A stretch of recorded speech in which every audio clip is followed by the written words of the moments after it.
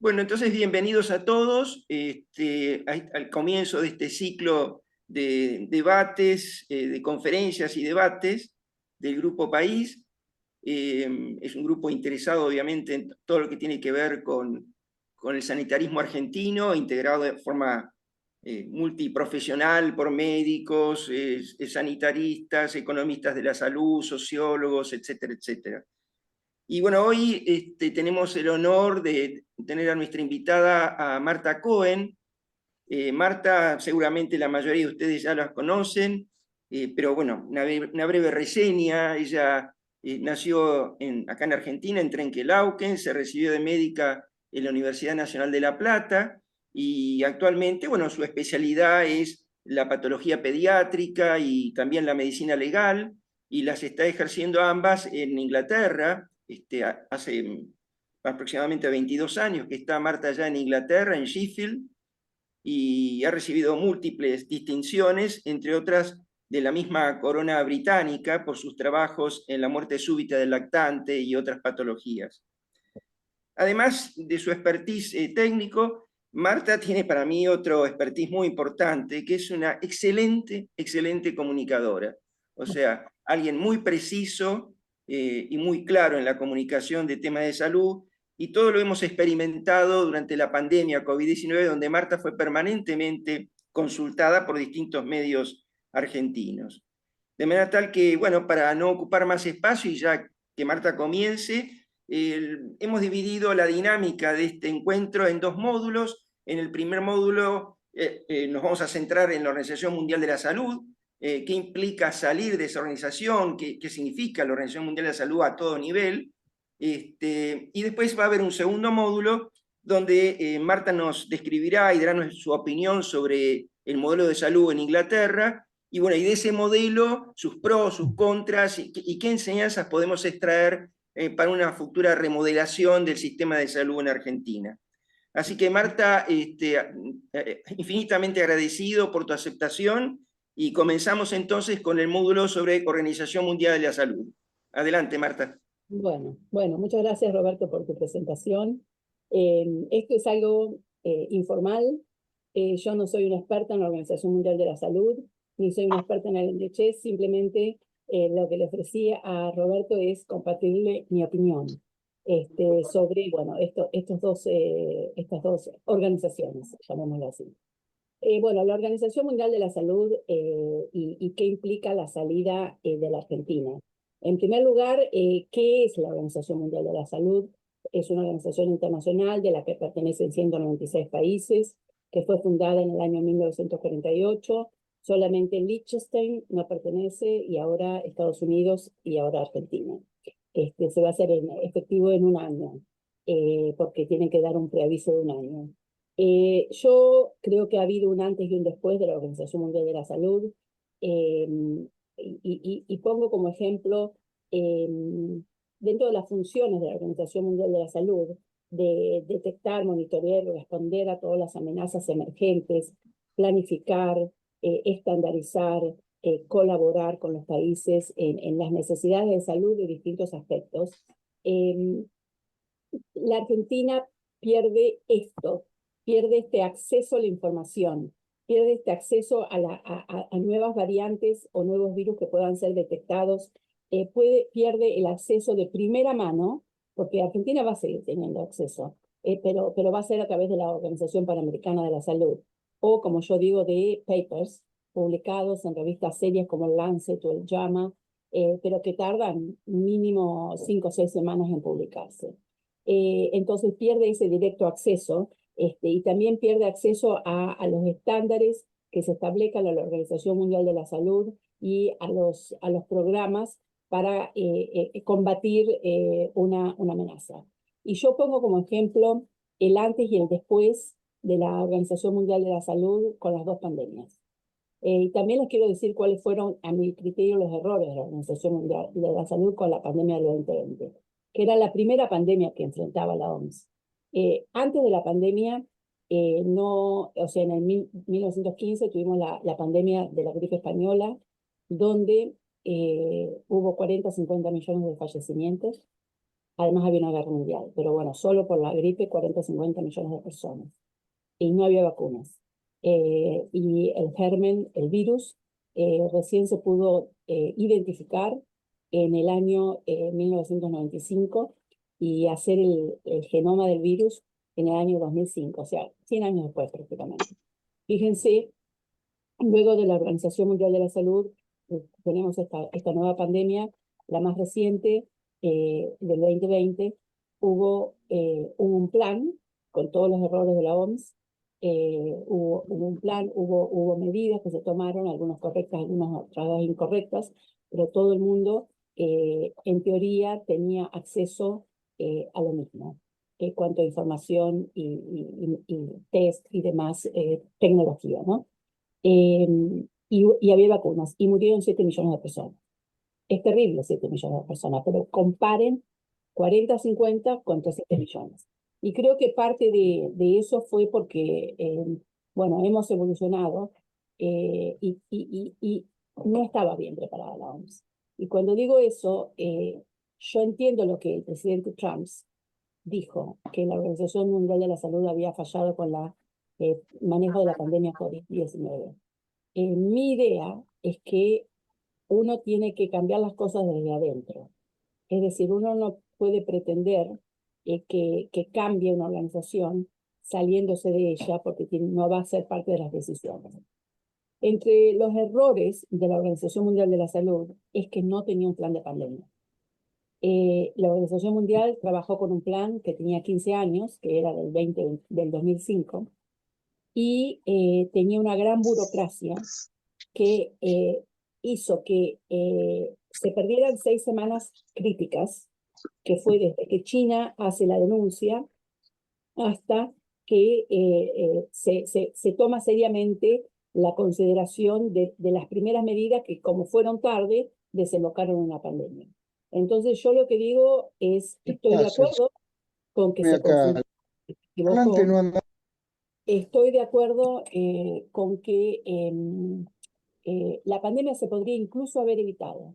O sea, los errores de la OMS fueron tan serios que de haberse hecho de manera correcta, se podría haber evitado la pandemia. Pero también jugamos con que un aspecto que dice, lo escuché a Dornis hablando de la soberanía, de que Argentina tiene que ser soberana sobre las decisiones de salud y que no puede permitir la injerencia de la OMS en la soberanía argentina. Bueno, en realidad no es así, porque precisamente China, este es un ejemplo de por qué la Organización Mundial de la Salud, a mi manera de ver, no tiene una injerencia sobre la soberanía, es porque China, que se comportó de una manera poco transparente,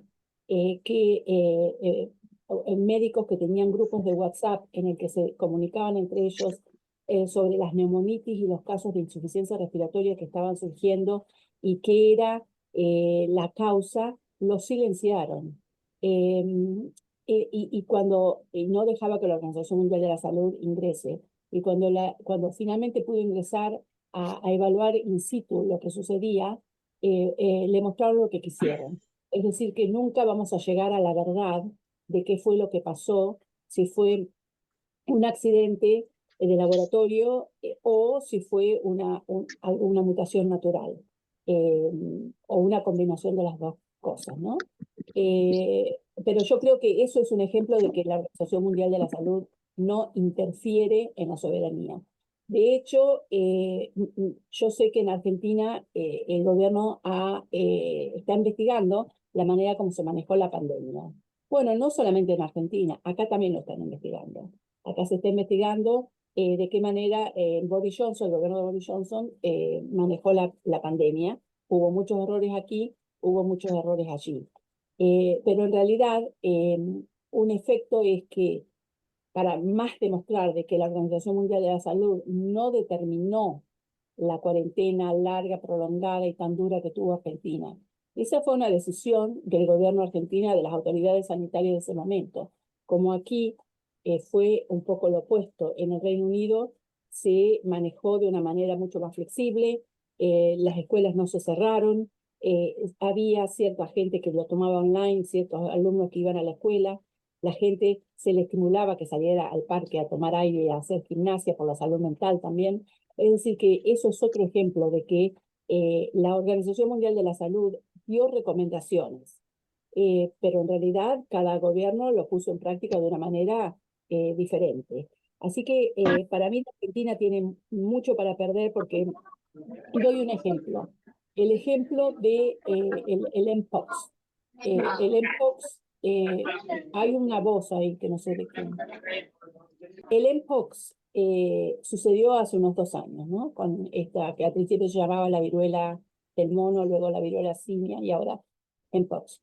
Se inicia en África, en el Congo, y yo creo que eso demostró que la Organización Mundial de la Salud, que ha hecho un análisis de todas las fallas que tuvo y de los aprendizajes, y que lo ha hecho público, porque yo lo leí, eh, aprendió y puso en práctica errores aprendidos de la pandemia, porque rápidamente pudo identificar los casos, y los pudo identificar porque la Organización Mundial de la Salud tiene laboratorios y tiene oficinas en muchos de los países del mundo, y ciertamente en África. Entonces, laboratorios y el relevamiento epidemiológico empezó a identificar que había un aumento de casos que tenían todas estas pústulas y demás, que eran heterosexuales, porque lo que pasó con el Mpox en África es lo mismo que en el VIH.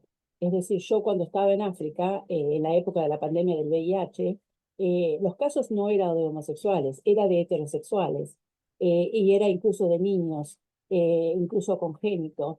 Es decir, que bueno, comenzaron a investigar, a ver estos casos. Rápidamente sí, a través de personas homosexuales promiscuas, predominantemente varones, llegó a Canarias, luego a Madrid, luego estuvo en Londres, en Noruega, y llegó a Argentina.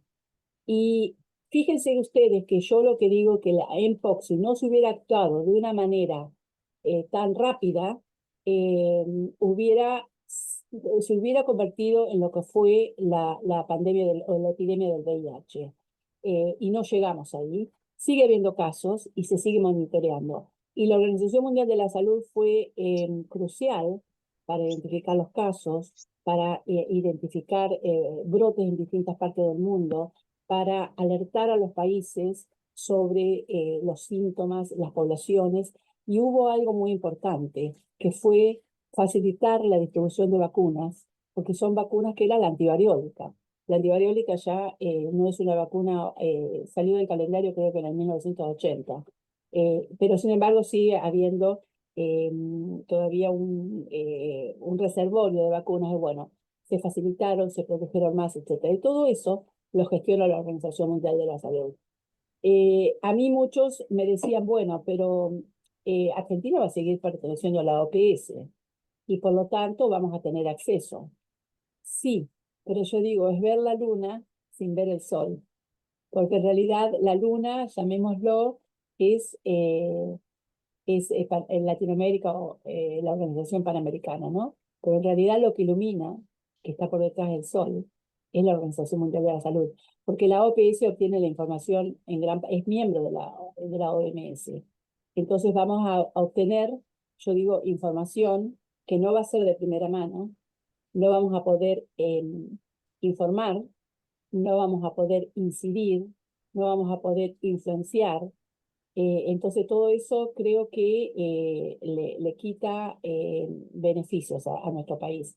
El otro lugar donde se va a, a, a perjudicar mucho con la salida de Estados Unidos de la OMS es el centro del CDC, el Centro de Control de Enfermedades de Estados Unidos, cuya información es prácticamente muy dependiente del día a día de la OMS. Yo no sé si ustedes reciben los informes de la OMS.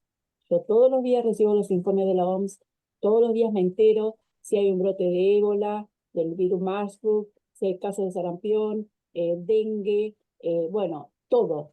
Las hepatitis, cuando tuvimos los brotes de hepatitis en los niños de causa desconocida, no sé si lo recuerdan, esto fue hace 3 años que surgieron en Escocia y en Gales, ahí también está la Organización Mundial de la Salud.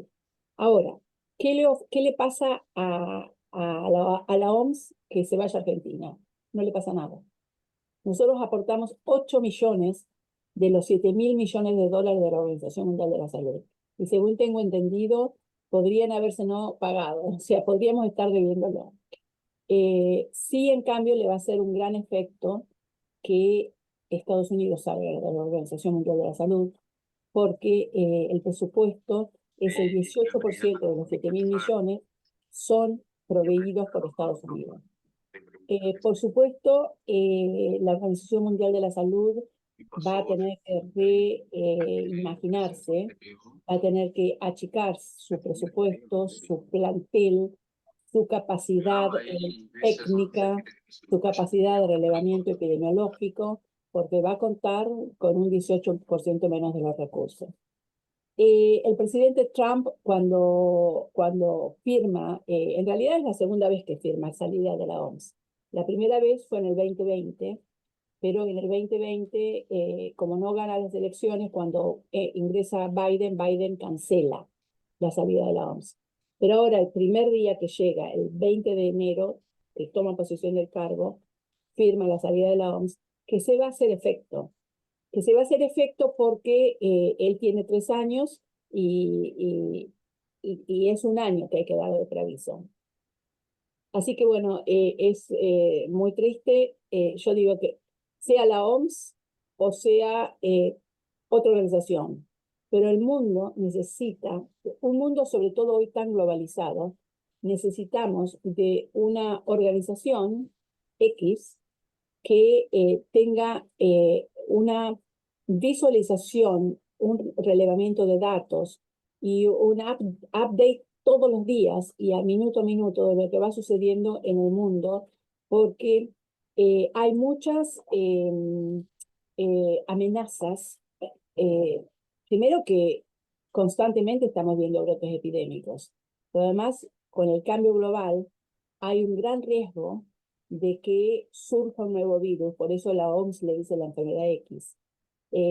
Volviendo, antes de dirigirme a eso, un, viendo cómo el presidente Trump negocia, por ejemplo, a Colombia le dijo, te mando los inmigrantes ilegales, Colombia le dijo que no, entonces le pone las tarifas, lo mismo con México. Y después cuando dicen, bueno, sí, mandame los inmigrantes, entonces ahí les quitó la tarifa. Entonces tengo la esperanza de que se tomen este año para negociar los cambios que necesita la Organización Mundial de la Salud, que los necesita. No hay duda que los necesita. Pero a lo mejor es una estrategia de un hombre de negocios como Trump, que no sería la primera vez que hace eso de decir, cerrar la puerta para poder negociar. Porque en realidad la Organización Mundial de la Salud tiene que negociar con Estados Unidos, no con Argentina, pero tiene que negociar con Estados Unidos, tiene que negociar de qué manera Estados Unidos siga perteneciendo a la Organización Mundial de la Salud. Y creo que de una manera que Estados Unidos podría aceptar, o tengo la esperanza de que pudiera ser así, es que diga, bueno, pero nos vamos a hacerlo en mis términos. ¿Y qué es lo que habría que hacer? Bueno, habría que llamar a un grupo de gente experta que no necesariamente tengan lazos directos con la Organización Mundial de la Salud, que haga un análisis de lo que estuvo mal, de por qué y qué hay que cambiar para mejorar. Bueno, eso es una esperanza. Si eso no sucede, la salud de la población mundial se va a ver afectada. ¿Por qué? Porque cuando identifiquemos un organismo, enfermedad X, que ya es tan evidente la epidemia y no hay plan y no hay proyecto de cómo pararlo y no hay una visión global y alguien que pueda articular la defensa global de una catástrofe de salud tan grande, bueno, ahí creo que va a quedar en evidencia que se necesita una organización que si no es la OMS, sea otra, pero tiene que ser del mismo sentido. Un ejemplo es la gripe aviaria H5N1, que en este momento ha habido un par de muertos en Estados Unidos ya y que tiene un 50% de letalidad. No es transmisión interhumana, pero si surge una variante del virus que sea capaz de transmitirse entre los seres humanos, vamos a tener una pandemia de gripe H5N1 con una letalidad muy, muy grande. Es decir, que tenemos que estar vigilantes. Y el riesgo, ya para terminar mi primera etapa, el riesgo que tenemos es que va a haber otra pandemia. No sé si va a ser en 50 años, en 80, en 100 o cuándo. Pero desde que el mundo es mundo, hace 10.000 millones de años que vivimos en comunidades, primero agrícolas, comenzaron las pandemias, que diezmaron el 50% de la población europea con la plaga, 40-50 con la gripe española y 7 millones con el COVID. Se ha logrado mucho, pero, por ejemplo, una vacuna que tardó 10 meses en realizarse, como era una cosa increíble, porque hubiera tardado 15 años con esa tecnología del ARN mensajero si no hubiera sido por la pandemia. Lo que tardó 15 meses y se hizo en 10, y ahora si hay una pandemia, o si hay un riesgo de pandemia, puede tardar 6 semanas. O sea que hemos mejorado muchísimo y no tenemos que desperdiciar lo que hemos aprendido, tenemos que seguir para adelante y por lo tanto tenemos que fortalecer lo que tenemos, pero no destruirla, porque la salida de Argentina nos afecta, pero la salida de Estados Unidos va a destruir la Organización Mundial de la Salud. Perfecto. Clarísimo, Marta. Clarísimo. Ahora podemos iniciar el debate. Sí, Yo diría que hay dos conclusiones no, muy claras, porque acá el argumento que se esgrime para que Argentina salga de la Organización Mundial de la Salud es que la OMS estableció una cuarentena atroz, exageradamente problemas, y en base a lo que vos nos comentás, eso fue una decisión de cada gobierno de cada país. O sea, estamos de acuerdo con eso, porque veo que estás asintiendo. Así que eso por un lado. Y vos, por el otro lado, y para finalizar mi intervención en esto, es si uno hiciera un gran esfuerzo intelectual y quisiera ver algún lado positivo de la actitud de Argentina de abandonar la OMS, luego de escucharte y de escuchar a otra gente en esta semana, no encuentro nada, no encuentro un solo factor positivo de la decisión tomada por Argentina. ¿Vos coincidís con eso, Marta? Absolutamente, lo único sería ahorrar 8 millones de dólares. Sería ahorrar 8 millones de dólares. O sea, no hay Ah, ningún beneficio. Ningún beneficio. perfecto. Está presente aquí el doctor Jorge Coronel, que es presidente reciente de la Federación Latinoamericana de Médicos. Y bueno, Jorge está teniendo una mirada ya más supranacional, así que me gustaría que nos comentaras algo, Jorge, sobre tu experiencia, incluso ya en otros países, estuviste en Perú, en fin, te quisiéramos escuchar, Jorge. gracias Roberto, un gusto, doctora Marta. Realmente un placer poder comunicarnos y estar con usted en este momento. Bueno, sí, como decía Roberto, yo en el mes de noviembre asumí como presidente de la Confederación Médica Ibero-Latinoamericana, porque también está Portugal y España también. Qué bien, felicitaciones. Así que eh, toda, toda la comunidad que habla de habla hispana y portuguesa de Latinoamérica, bueno, estamos pendientes primero de lo que hizo Trump cuando decidió salir de la OMS, también fue una preocupación importante y bueno, y ahora nos toca la decisión que ha tomado el gobierno nacional.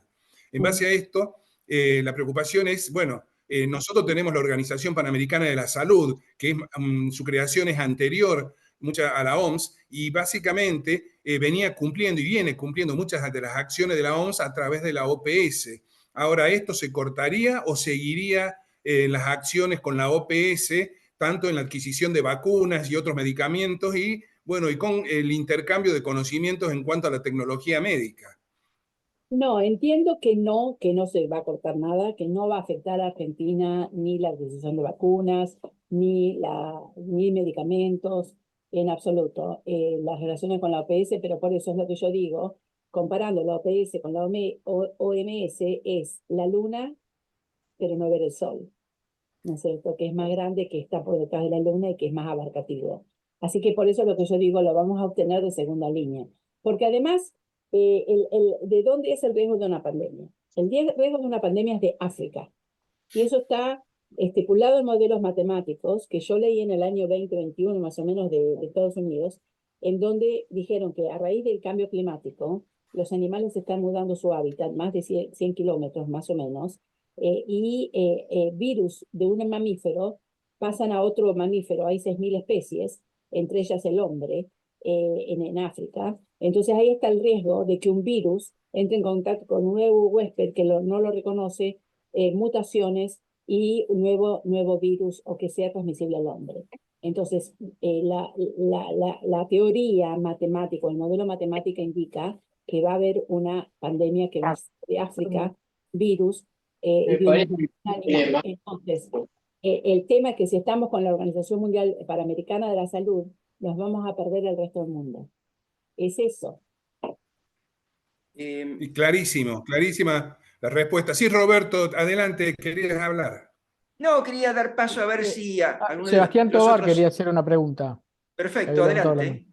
Adelante. No, primero hay una mala información. La cuota que paga Argentina, la Organización Mundial de la Salud, son 3.400.000 dólares por año. O sea, en el bienio no son 7 millones. Yo fui durante 10 años representante de Argentina en la Asamblea Mundial de la Salud. Eso, punto uno. Y punto dos, doctora, yo trabajo para la Fundación Osvaldo Cruz y nosotros estamos haciendo proyecciones y hay muchas evidencias científicas, ¿no? Para decir que puede haber un próximo spillover, un salto de un virus zoonótico a los humanos en el Amazonas por el grado indiscriminado de tala de árboles que tiene el Amazonas. Puede ser. Entonces, yo estoy medio como reacio porque hay como una mirada hoy en día de la cooperación que todo mira a África, ¿no? Y nosotros, Latinoamérica, hemos dejado de ser una prioridad para la cooperación internacional y creo que esto va a ser peor porque la salida de Argentina y de Estados Unidos de la OMS va a determinar que el 30% de los recursos que recibe la OPS de la OMS no van a venir más, ¿no? Seguramente. Eso es uno. Y la pregunta concreta que yo quería hacer es en relación al marco PIP. Ustedes saben que hay un marco PIP que es el marco de intercambio de virus pandémico, ¿no? Que plantea que en el caso de que haya una pandemia, cualquier laboratorio, las autoridades o sea, cuando hay una enfermedad, el virus es de quien la padece, ¿no? El virus, la persona la cede al Estado bajo el planteo que va a recibir un beneficio, ¿no? Los países donan los virus a este marco PIP y lo que plantea es que los fabricantes de vacunas frente a una pandemia hacen vacunas, ¿no? En el marco de la pandemia de COVID-19 hubo la actitud de nacionalismo de vacunas donde los países desarrollados compraron el doble o el triple de las vacunas que necesitaban y los países del sur global no recibieron. Entonces, la pregunta es, ¿qué pasa con el acceso de Argentina a este marco PIP? O sea, nosotros somos uno de los pocos países de América Latina que tiene capacidad de producción de vacunas, ya sea por Synergium BioNTech o por algunos desarrollos científico-tecnológicos que tenemos, ¿no? Del CONICET y todo esto, ¿no? Me parece que quedamos totalmente afuera. Sí. Bueno, yo obviamente no trabajo en la Organización Mundial de la Salud, así que no lo puedo decir, pero le voy a decir mi opinión. Con respecto a los 8 millones, es la información que está en el Internet de cuánto Argentina paga 8 millones de dólares. Con respecto a la tala del Amazonas, absolutamente de acuerdo, porque eso es otro factor de cambio climático. O sea, nuevas pandemias, el riesgo es el cambio climático y el cambio de la hábitat de los animales. Y va a ser un animal, o sea, va a ser un virus zoonótico y va a ser un virus, porque alguien me dijo una bacteria, no, va a ser un virus. Otro virus que también está en riesgo es el Zika virus. Zika virus, que ha crecido muchísimo en Brasil y que produce malformaciones. Yo el año pasado fui invitada al Congreso Holandés de Patología a presentar sus infecciones congénitas, pues yo hago mucho patología infecciosa. Y en el Congreso Holandés de Patología les hablaba del Zika virus y del dengue, que obviamente producen en la embarazada cambios. Así que eso también es otro riesgo. Y esto del modelo matemático que señala África, porque es una teoría, pero por supuesto que hay que ver. De cualquier manera, con las vacunas, a mí me preocupa porque cuando una organización que a lo mejor es esta misma que usted nombra, en el año 2021 logró un tratado para que se distribuyan las vacunas de manera genérica y que distintos laboratorios en distintos países del mundo lo pudieran hacer. ¿Y qué pasó? La industria farmacéutica se plantó y dijo que no. Y Estados Unidos y Canadá compraron 7 vacunas por habitante, por adelantado. Y las pagaron por adelantado. Entonces, ellos se plantó la industria farmacéutica y dijo, nosotros no vamos a permitir esto, y si ustedes lo autorizan, nos vamos de este país. Por lo tanto, ¿qué pudo hacerse? Nada, no se pudo fabricar en Argentina, no se pudo fabricar en otros países, a pesar de que ese tratado estaba firmado en Suiza, lo habían firmado en Ginebra. Así que lo que a mí me deja de esto la reflexión es que posiblemente en una situación de amenaza mundial donde se necesite un medicamento, una vacuna, etcétera, los nacionalismos van a seguir existiendo. Es decir, los laboratorios farmacéuticos lucran con esas situaciones y van con el mejor postor. Así que, y lamentablemente, Estados Unidos y Canadá y Australia y Europa fueron responsables de esos nacionalismos, de quedarse con la mayoría de las vacunas o de los antivirales, y el resto del mundo, África recibió el 3% de las vacunas. O sea que haya una organización de por medio no me da la seguridad de que pueda. Si Argentina lo paga, lo va a tener, porque eso es lo que a la industria farmacéutica le interesa o con lo que se mueve. Y eso es importante porque entre las razones por salir de la Organización Mundial de la Salud es por la industria farmacéutica y por la influencia o por cómo la OMS domina la industria farmacéutica. No, es al revés. Esa es mi idea. Muy bien. ¿Alguna última pregunta si pasamos al segundo módulo?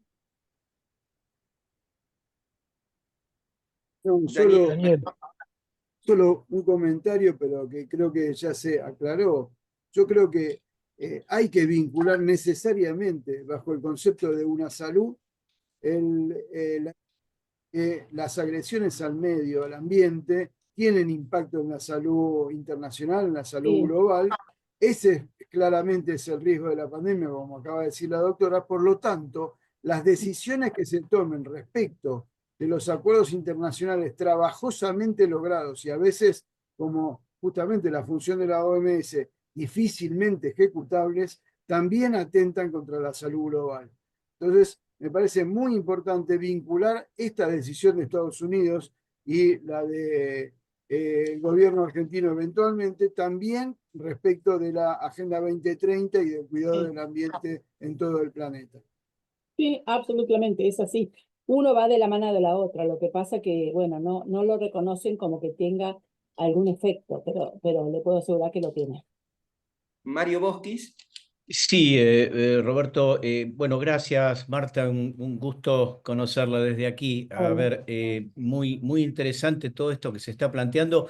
Me sumo a lo que dice el doctor Manoukian, pero a ver, yo lo veo desde el punto de vista, yo como cardiólogo, preocupado por enfermedades crónicas, en este caso se habló de pandemias, etcétera.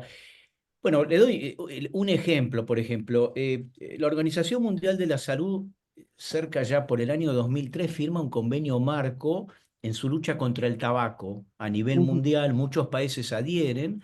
Argentina, por ejemplo, no adhirió, todavía no ratificó. Gracias a ese convenio marco se obliga a las tabacaleras de alguna manera a generar una política de aire limpio o de humo, digamos, un mundo sin humo.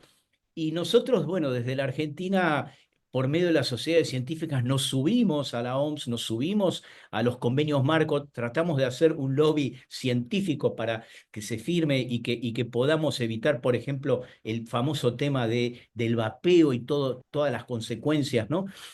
Y ahora vemos que de golpe nos sacan un referente. Ahora, ¿desde qué lado vamos a empezar a hablar? O sea, como sociedad supranacional, yo puedo hablar desde la Sociedad de Cardiología a la cual pertenezco, o puedo hablar de la Interamericana de Cardiología, pero bueno, ¿la No, OPS va a tener la fuerza? Bueno, no, en fin, esa preocupación, ¿no? Por todo esto, la verdad que a mí me asusta un poco, ¿no? Quería conocer su opinión. absolutamente, no, absolutamente, sí, lo del vapeo que usted dice es terrible. El cigarrillo electrónico, como le dicen acá, los niños de 10 años hacen vaping. Gente que no fumó hace vaping. Y ahora estamos empezando un estudio de investigación porque a la mujer embarazada le dicen no fume, haga vaping. El mismo médico, la misma organización, para sacar el cigarrillo le da el vaping. Y yo digo, no hay evidencia de que sea bueno. Así que estamos haciendo una investigación para ver cómo afecta al recién nacido. Bueno, al bebé en gestación. Mire, esto me da paso, yo no tengo una respuesta, pero a mí me da paso para decirles lo que creo que que me gustaría que se hiciera. Cuando acá se tomó una resolución de hacer un cambio tan drástico, en general no es una decisión política, o tratan de que no aparezca como una decisión política, y se llama a un grupo de expertos que son cada uno expertos en el tema y que van a hacer un análisis y lo que se llama acá un appraisal, en donde ven qué es lo que hace bien, qué está mal, cuáles son las opciones y hacen todo un análisis científico. Entonces yo lo que creo que me gustaría que si el gobierno no ha hecho ese análisis, no sé si lo ha hecho o no, pero que son tantos los médicos y gente de distintas áreas de expertise que pensamos cuál es el beneficio de salirnos. No hay ningún beneficio, hay más perjuicio que lo que nos puede producir. Yo me gustaría que se convocara, a lo mejor desde este mismo grupo, a un grupo de expertos que hiciera un análisis de la incidencia que puede tener o los efectos que puede tener, beneficios y no, de salirse de la Organización Mundial de la Salud y de la posición de la Argentina frente a un brote epidémico de riesgo o un brote o una potencial pandemia y presentarlo. Entonces, contener el peso de las sociedades médicas de Argentina. Yo creo que eso tendría valor, eso es lo que habría que hacer, como para tener una voz. Perfecto. Y un poco redondeando el concepto de Daniel Manoukian, todos acá estamos permanentemente siempre hablando de los determinantes sociales de la salud, ¿no es cierto? Y fíjate vos que esta idea de la salida de la OMS viene enganchada como eslabones de una misma cadena con el abandono del Pacto de París, ¿no es cierto? De manera tal que una cosa tiene implicancias en la otra, ¿no? Pero bueno, Sí. digamos, no sé si a alguien le queda pendiente alguna pregunta, si pasamos al segundo módulo. Doctor Arce, ¿quiere hacer alguna reflexión? Está muteado, doctor. Sí. No puedo participar de la discusión técnica. Esta no es una decisión técnica, sino política. Creo que lo que está transitando hoy el mundo es una crisis de las organizaciones de la Comunidad de Naciones emergente de la Segunda Guerra Mundial. Sí. En la misma época se crearon la OMS, UNICEF, la UNESCO, la FAO, y esos organismos mostraron su debilidad para articular las decisiones a nivel internacional en las décadas que siguieron a esa etapa. Lo que está en crisis como modelo hoy de articulación y consenso, que sin duda desde el punto de vista técnico, como le acaba de plantear la doctora, ha sido muy útil. Creo que no hay que centrar la discusión alrededor de eso. Es decir, eso por supuesto que fue positivo y es necesario, pero los mecanismos decisorios, el financiamiento que tiene, de hecho, un país por decisión política como Estados Unidos, anuncia que saca su financiamiento y eso va a poner en una seria crisis todo el sistema de las Naciones Unidas, no la OMS. El sistema de las Naciones Unidas va a entrar en crisis. Sí. Ahora, Hoy lo que está pasando no es que se está articulando el mundo al término de la Segunda Guerra Mundial. Hay un enorme enfrentamiento tecnológico que algún periodista llama la Cuarta Revolución Industrial, de enfrentamientos entre grandes potencias por el manejo tecnológico del mundo, y esto es lo que está en discusión es la toma de decisiones.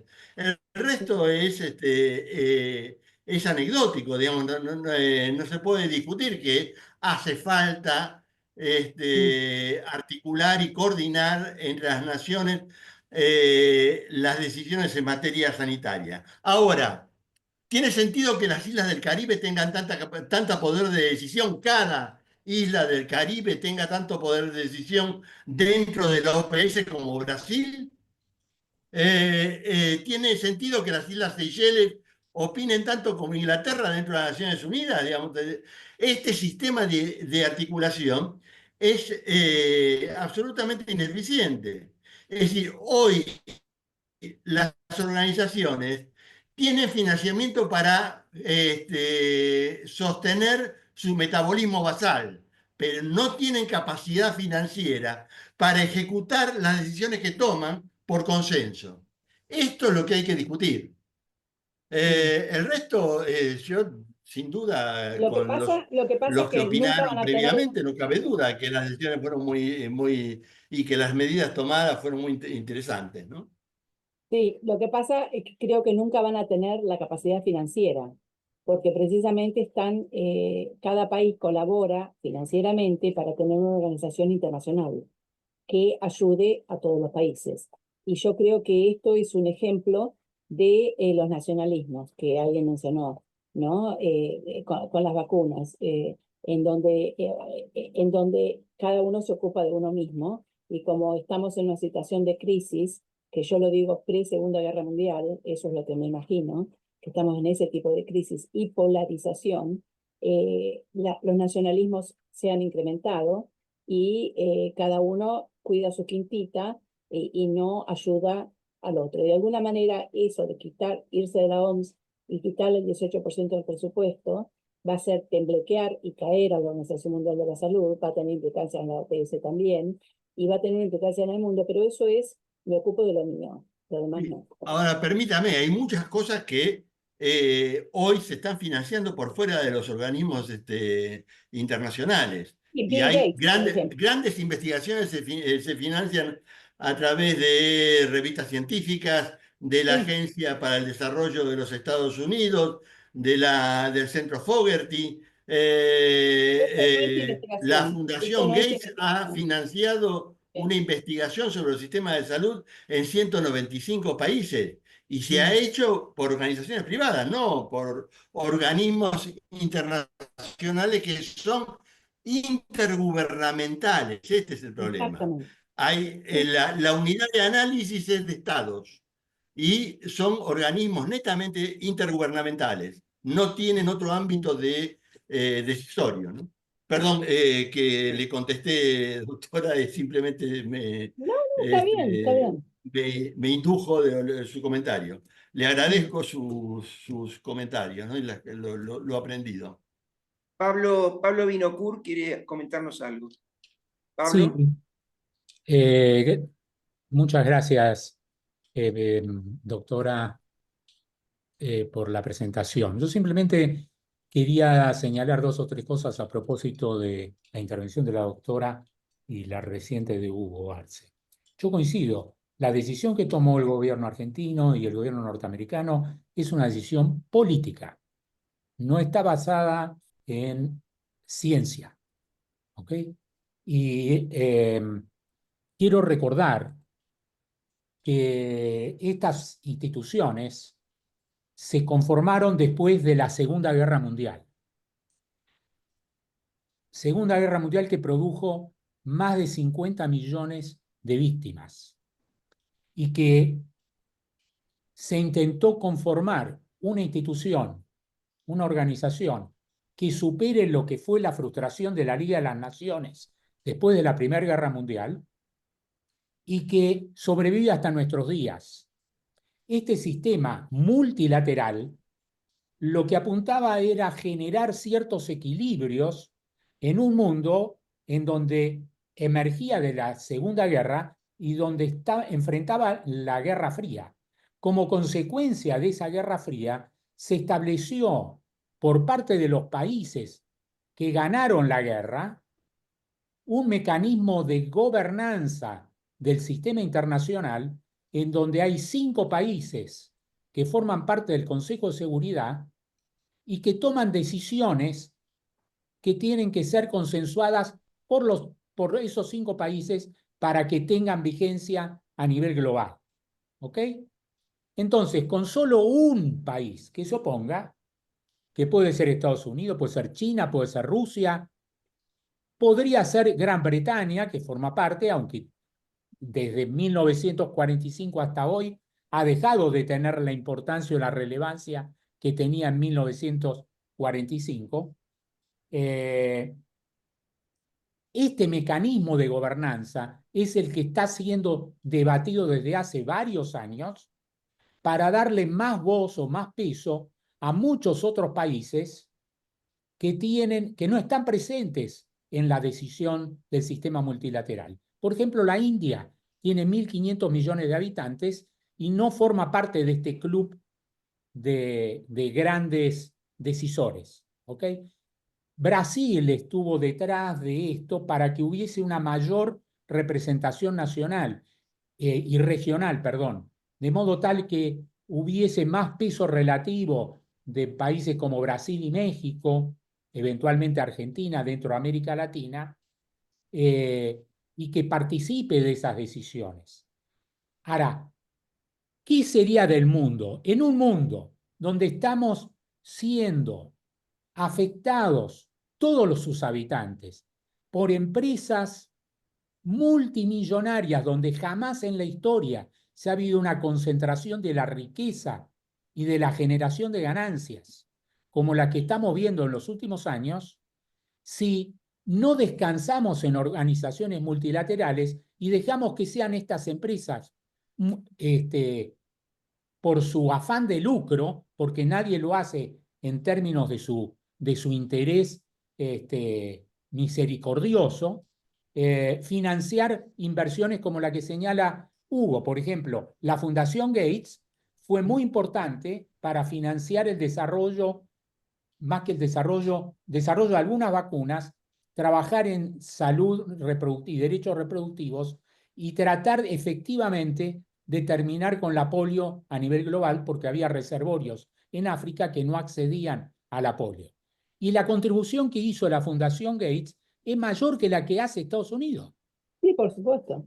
Es mayor que para el mundo. ¿Ok? Es decir, no es contradictorio que haya fundaciones que aporten con la existencia de organismos internacionales como es el Estado que regule el mundo. Si no regula nadie el mundo, es la ley de la selva. Volvemos a la situación de los imperios. La única posibilidad para que ciertos países pequeños tengan alguna voz es que existan estos mecanismos, Hugo, y en eso permitime que disienta. Hay que darle voz a todo el mundo. Luego, puede haber decisiones como son la del Consejo de Seguridad que tiene que replantearse los organismos multilaterales, pero no eliminarse, porque si los eliminamos hoy, vamos a ser el mundo víctima ya totalmente de lo que está ocurriendo, donde no hay nadie que le ponga freno al interés de los empresarios. Hoy sale una idea, vos acabás de señalar los aportes que hizo la AID, la Agencia de Cooperación de Estados Unidos. El gobierno de Trump acaba de cerrar, por decisión de Trump y más, la Agencia de Cooperación de Estados Unidos. Acaba de cerrarla, no existe más. ¿Sí? ¿Eso es lo que buscamos? ¿Este mundo va a ser mejor que el que queremos abandonar? ¿O no es mejor discutir, mejorar, reformar estos organismos multilaterales? Bueno, muchas gracias y muy importante tus observaciones, Pablo, muy importante. Bueno, ahora en el tiempo que nos resta le habíamos pedido a Marta que nos diera su opinión sobre el sistema de salud en Inglaterra, en el Reino Unido en general, y si Argentina puede o no aprender algo, tomar aspectos positivos para su propio sistema de salud. Así que te escuchamos con mucha atención, Marta. Bueno, gracias. Bueno, el sistema de salud del Reino Unido también se fundó en 1948, o sea, es de la posguerra. Yo creo que es el mejor del sistema de salud pública del mundo, que está colapsando. Está colapsando porque hay falta de inversión. Tiene un presupuesto anual de unos 175.000 millones de libras. Atiende unos 600 millones de personas al año. Hace casi 5 millones de operaciones quirúrgicas por año. Y tiene un staff que es la empresa que más gente ocupa en el Reino Unido, porque tiene un staff, una planta full time, equivalente full time, de casi 1,5 millones de personas. Lo que tiene el Servicio Nacional de Salud está planeado de la manera socialdemócrata que era este país en el año 1900, en los 50, en los 40, ¿no? Después de la guerra. Acá, ¿cómo podemos empezar? Porque es tan grande para explicar. No existen las obras sociales sindicales. Y esa es una gran diferencia. Yo creo que el tema que en Argentina uno aporta a la obra social sindical y de ahí va a la tercerizado esa obra social es desangrar el dinero que podría ir para las arcas de la salud pública. Entonces, aquí todo el mundo tiene empleados o gente que vive legalmente en el Reino Unido, tiene acceso a la salud pública. No existe la obra social sindical. Entonces, el gobierno tiene esa capacidad como para poder manejar la salud. Es mínima la obra social privada. Y si hay una obra social privada, uno va al médico privado para que lo derive al Sistema Nacional de Salud. Cuando una persona, acá no existen, yo digo, no existe uno no lleva al niño al pediatra. Uno no dice, tengo tos, voy al neumonólogo. Todo entra por el sistema de medicina familiar.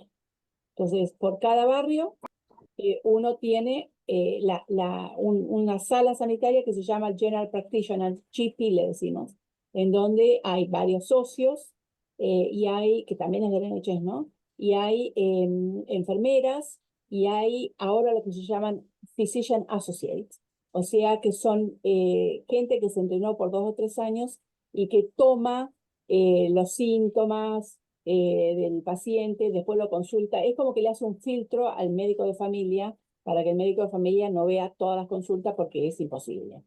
Entonces, uno va al médico de familia porque tiene, no sé, dolor de cabeza. Y luego de ver todos los parámetros y tal, lo deriva el neurólogo. Entonces uno va a una lista de espera que va de acuerdo a la gravedad y a la urgencia. Entonces luego va a ver a su especialista. Supóngase que tiene la mala suerte de tener un tumor. Ahí obviamente le cubren todos los tratamientos. Nosotros tuvimos un estudiante internacional durante la pandemia que lo tuvimos en mi casa porque el chico tenía 19 años, recién cumpliditos cuando le encuentran, era época plena del 2020, le encuentran un tumor de mediastina. Le cubrió todo, las operaciones, las quimioterapias, le dieron visa a la mamá para que la mamá pudiera venir, porque la mamá era sudafricana, y para que pudiera venir a estar con él.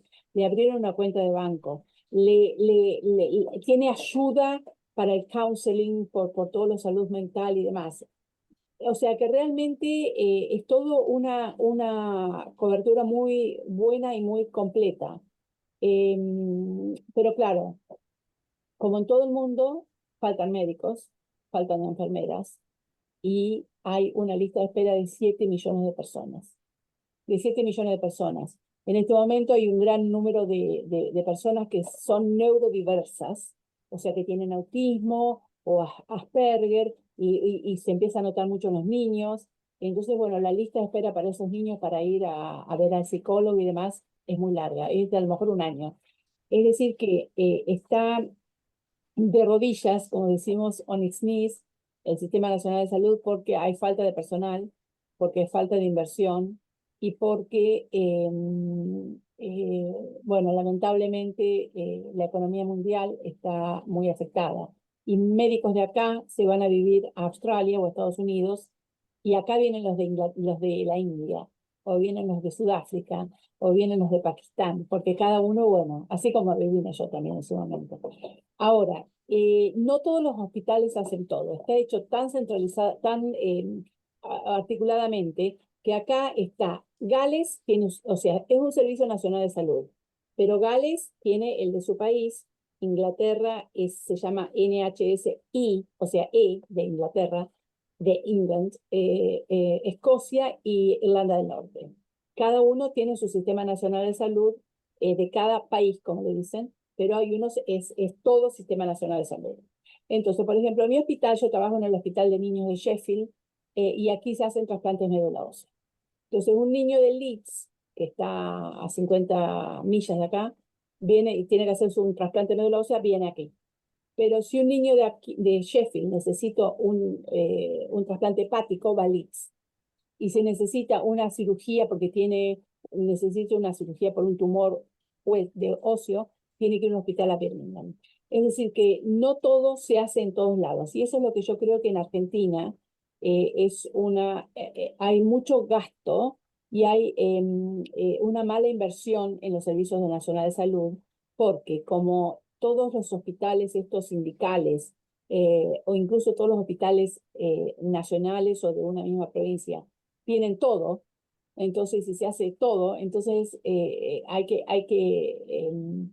un gran gasto. En cambio aquí se centraliza. Por ejemplo, los laboratorios genéticos se unieron en 7 hubs, como le dicen en toda Inglaterra. Entonces, hay 7 lugares en donde se centraliza la genética del hospital público. Mi departamento acá al lado está, o sea, en el mismo piso, el departamento de genética molecular, que se unió con Leeds y se unió con Newcastle. Entonces, se distribuyeron la tarea. Leeds hace todo lo que se llama wet lab. Sheffield hace todo lo que sea diagnóstico digital, o sea, todos los informes de todos los test llegan aquí y aquí se hace el diagnóstico. Pero, por ejemplo, ahora se usa mucho el secuenciamiento genómico de todo el genoma para todas las muertes súbitas, para los tumores y demás, se hace en Newcastle. Es decir, que todo se va, tiene un transporte central, ¿no es cierto? En donde de tal día a tal hora pasa a tal hora, entonces va a tal hospital. Y así se llevan los test. En Sheffield, ahora nosotros el hospital, la parte del laboratorio de patología, para enfrentar el déficit económico, porque el NHS tiene un déficit de unos 7 u 8 millones de libras que está en déficit. Entonces nos juntamos. También nos juntamos no porque quisimos, no porque viene la orden desde arriba, que vamos a hacer estos hubs. Entonces nos juntamos con el hospital de Doncaster, Barnsley, Sheffield Teaching, Northern General, que está en Sheffield, y Sheffield Children's, y compartimos el laboratorio de patología, hematología y química. O sea que todos compartimos y pasamos a hacer, entonces bajan los gastos en toda la parte de administración, en toda la parte de procuración de insumos y demás, porque somos más grandes y estamos todos juntos. Después otra cosa que tiene de característica es que se hace el cross-charge. O sea, yo hago una autopsia para el hospital de Birmingham, que Birmingham ha perdido los patólogos pediatras. La ciudad de Birmingham no tiene ningún patólogo pediatra ni perinatal. Entonces hacemos una autopsia y el hospital de niños de acá le cobra al hospital de niños de Birmingham. Es decir, ustedes dicen, ¿por qué? Si es todo Servicio Nacional de Salud. Porque todo está lo que se llama comisionado, commission. Entonces, cada hospital tiene un presupuesto de tanto para asistir a hacer los diagnósticos de patología perinatal y patología pediátrica. Entonces nosotros lo hacemos, pero solo cobramos del dinero que ellos reciben de la NHS central. Así que todo se hace, y de hecho yo cuando llegué en el año 2003, el ingreso de este laboratorio era de 24.000 libras de ganancia. Y yo ahora logré que sea $1.000.000 de libras, 1.000.000 de libras, porque recibimos 3.000 placentas y 560 autopsias perinatales pediátricas de toda la región. Entonces nosotros se los vamos cobrando, ¿no es cierto? Incluso hacemos autopsias médico-legales y se lo cobramos al juez. Es decir que el Servicio Nacional de Salud tiene un sistema de financiamiento central, pero también, bueno, entre unos y otros. Y si uno quiere hacer medicina privada en el hospital público, ahora se hace. Es decir, uno puede trabajar para el hospital público, pero también ejercer la medicina privada en el hospital público y bueno, por supuesto que hay contratos, aranceles y demás. Pero estamos viendo que vamos un poco más hacia la privatización de muchos sectores. Pese a todo esto, creo que sigue siendo el mejor sistema de salud pública del mundo. Les quiero decir que las personas de más de 60 años no pagan medicamentos, ninguno. Las personas que tienen un tratamiento crónico no pagan el medicamento. Las personas discapacitadas no pagan los medicamentos. Y las personas que tienen beneficios sociales porque tienen pocos ingresos no pagan los medicamentos. Uno lo ordena por la boleta electrónica. Todo esto es NHS, porque el médico de esa familia, todo es NHS.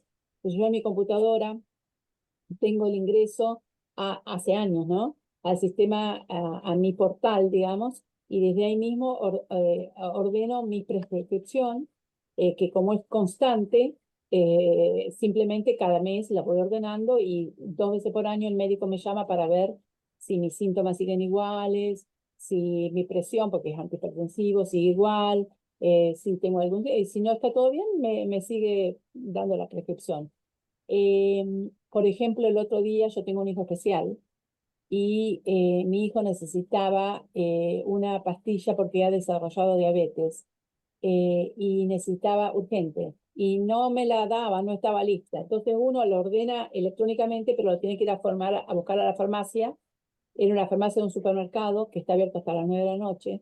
Entonces me dicen, no llegó el pedido todavía, pero llame a tal número, y es un número como si fuera un número de emergencias, que es pero especial, que es prescripciones del NHS. Entonces digo, ay, mire, mi hijo recibe tal medicamento y estoy acá, no lo han enviado, por favor. Ah, bueno, sí, a ver, ¿cómo se llama? ¿Dónde vive? ¿Qué sé yo? Bueno, ya se lo mando. Manda la orden a la farmacia y yo no lo pago porque mi hijo es especial. Es decir, que el cuidado de mi hijo, que tiene 33 años y que requiere 24 horas de cuidado, lo paga el Servicio Nacional de Salud. O sea, le pagan 12 horas de atención, le pagan los medicamentos, le pagan el centro de donde él va a un centro de discapacitados, le pagan el transporte con el que él va, le pagan, eh, por ejemplo, el aparato para que use de bipedestador, le dan los pañales, nos dan 28 días porque la gente está de 7:30 de la mañana a 9:30 de la noche, tenemos todos los días gente, porque si no, yo no podría trabajar. Y además nos dan 28 noches para que uno se vaya de vacaciones y puede, la persona que lo cuida y lo paga el Servicio Nacional de Salud. Le dan un coche que lo paga el Servicio Nacional de Salud para que lo transporte a mi hijo. Es decir, tiene unos beneficios increíbles, porque se junta lo social con la discapacidad, con la farmacia y con la prescripción, con la atención de salud, ¿no es cierto? Así que, bueno, lamentablemente necesita una gran inversión que yo no creo que este gobierno la dé. Este gobierno ha dicho que va a disminuir el número de managers. ¿Por qué managers? Porque constantemente estamos siendo evaluados. Nosotros tenemos que, para hacer autopsias, por ejemplo, tenemos que tener una licencia que la da la Human Tissue Authority, para la cual tenemos que pagarle 8.000 libras por año, para que nos inspecciona, para que cumplamos los estándares. Entonces ellos una vez al año, cada 6 meses vienen y nos inspeccionan. y ven que está todo bien. Y si no, nos ponen, tienen que mejorar esto, esto y esto. Y si estamos muy mal, no nos renuevan la licencia. Y para laboratorio se llama UCAS, que también es de quality, ¿no? UCAS de UK Assessment, algo, pero es de la calidad. Y vienen y miran todo el laboratorio, a ver cómo está. Todo tenemos que tener documentado. Si alguien, el método de procedimiento es bueno, tiene que estar documentado en un programa de documentación y ellos tienen que verlo y evaluarlo. Y también está la Care Quality Commission, que si un hospital está fallando en algo, lo pueden cerrar o le pueden poner medidas, como pasó con el hospital, bueno, ahora pasó con Leeds, por ejemplo, la parte de obstetricia. Así que realmente el manager es muy grande, todo el servicio de los managers, porque tenemos que responder a muchas organizaciones que nos van controlando. Y bueno, y ahora han dicho que van a achicar los managers para expandir el staff de salud, las enfermeras, los laboratoristas, los médicos. Pero el riesgo que tenemos es que van a redistribuir la tarea hacia nosotros, que somos una fuerza, los médicos y las enfermeras, que está con grandes problemas porque hay muchas vacantes. Por eso hay un gran reclutamiento internacional. Porque, bueno, poca gente quiere ser médico hoy en día porque tienen que estudiar mucho tiempo y es muy caro, entonces prefieren otras especialidades, hacer otras carreras que son más sustanciosas y más cortas. Pero bueno, eso es un panorama muy breve, lo que es el Servicio Nacional de Salud, del cual estoy orgullosa de pertenecer a él. Pero bueno, me gustaría que hubiera más inversión. Impecable, impecable, Marta, muy, muy, muy interesante lo que contaste. Y bueno, acá todavía no tenemos muy claro hacia dónde va el barco de la salud. Habrá que ver hacia qué lado se define, pero no hay duda de que... El principal problema de Argentina, y yo esto lo decía y lo he dicho en Argentina a raíz de la pandemia, acá ayudó que en la pandemia había un Servicio Nacional de Salud, porque era una orden que se distribuía horizontalmente. Pero en Argentina tiene el hospital municipal, el hospital nacional y el hospital provincial. Y cada uno hace lo que sea. Mira, acá el hospital, los hospitales, los cargos del director de hospital son por concurso. Y el director del hospital, el CEO, es un hombre de business. No es un médico, pero es por concurso. Y en Argentina es un puesto político. Entonces, eso es una gran diferencia. Para hacer un sistema nacional de salud, primero, no debería haber sindicatos que tengan el manejo de la salud. Debería hacer un aporte nacional a un Servicio Nacional de Salud y olvidarse de que sean servicios provinciales, municipales y nacionales. Debería todo ser nacional. Debería ser no politizado y debería ser, obviamente, con un manejo que tenga proyecciones, como acá se hace un plan a 10 años y un plan a 5 años y a 10 años. ¿Qué es lo que queremos lograr en 5 años y en 10 años? Pero para eso tenés que estar no por encima de los gobiernos, pero tenés que ser independiente de quién es el gobierno de turno, porque la necesidad de la salud tiene que ser independiente de la política. Así es. Yo siempre digo que lo que tiene que haber son políticas de salud, de estado de salud, y no políticas de gobierno, porque las políticas de gobierno son refundacionales cada 4, 5, 6 años, y así vamos emparchando. Y comenzar de nuevo, eso es Exactamente.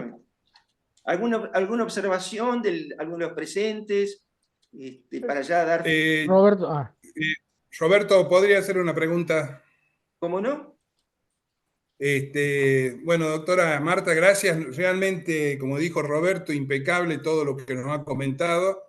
El sistema de salud de Inglaterra yo creo que ha sido modelo, generalmente porque han sido redes de niveles de complejidad creciente que en muchos lados se han querido imitar. No se puede a veces en nuestro país, hay pequeños esfuerzos que se realizan. y bueno, es a veces difícil consensuar estas políticas que tendrían que ser políticas de Estado, como bien decía Roberto, para que sean a largo plazo y que todos los gobiernos se vean obligados a cumplirla. Eso sería lo ideal. Pero quería preguntarle, habló sobre la cantidad de recursos humanos que ocupa el sistema de salud, 1,5 millones de personas, es una cifra más que significativa.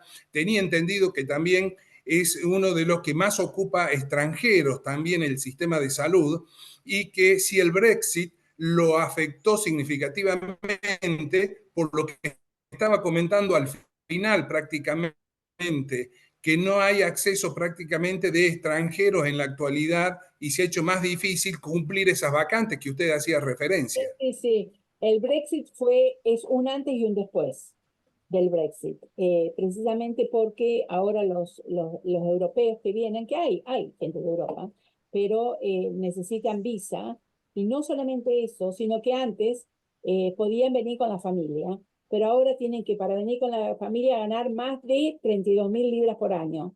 Y a lo mejor un médico sí lo gana, pero a lo mejor un enfermero no. Así que el Brexit fue increíble. Y de donde vienen mucho ahora, ya le digo, son de la India.